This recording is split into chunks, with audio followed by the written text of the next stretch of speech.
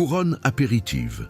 Voici une recette cadre pour préparer une jolie couronne apéritive, déclinable en version froide, brochette ou chaude, pâte feuilletée.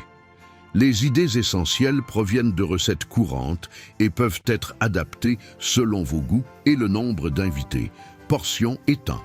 Pour 6 à 8 personnes. Préparation 20 à 30 minutes, plus 1 heure si pâte levée. Cuisson 6 versions chaudes, 15 à 25 minutes selon la préparation. Variante 1. Couronne froide, brochette, sans cuisson. Ingrédients. Pour 6 à 8 personnes. Tomates cerises, billes de mozzarella, olives, tranches de charcuterie, jambon, chorizo, feuilles de roquette ou salade, brins de romarin ou basilic pour la déco. Montage. Confectionner des brochettes en alternant tomates, mozzarella, olives, morceaux de charcuterie. Disposez les brochettes en cercle sur un grand plat garni de roquettes. Ajoutez romarin ou herbe entre les brochettes pour donner l'effet couronne. Astuce. Préparez les brochettes quelques heures à l'avance et réservez au frais. Ajoutez la roquette au dernier moment pour qu'elle reste fraîche. Variante 2. Couronne feuilletée, chaude, facile. Ingrédients. 2 pâtes feuilletées prêtes à l'emploi. 200 à 300 g de garniture au choix. Fromage frais type Philadelphia ou Saint-Moret.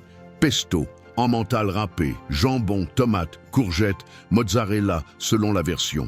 Préparation. 1. Préchauffer le four à 200 degrés Celsius. 2. Dérouler une première pâte sur la plaque. Avec un emporte-pièce ou un bol, découpez un cercle central pour obtenir la forme anneau.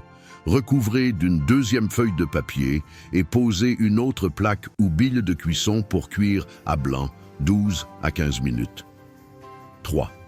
Retirez la charge et laissez refroidir légèrement.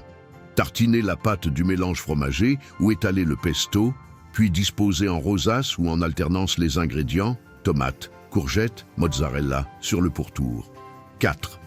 Repliez les bords et, si vous le souhaitez, coupez des entailles et faites des torsades pour une finition décorative.